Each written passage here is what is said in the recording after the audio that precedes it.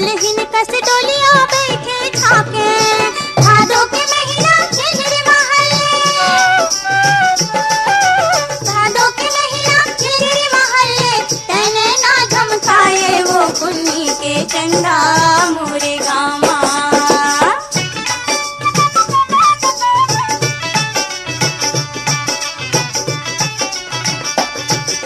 कार्तिक महीना भाई बहनी कस रूप तोरे मन भावे,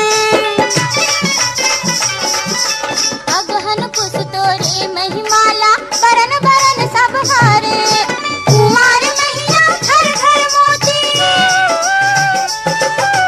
कुमार महीना घर घर मोती, अमृत कस बरसाए वो कुन्नी के चंदा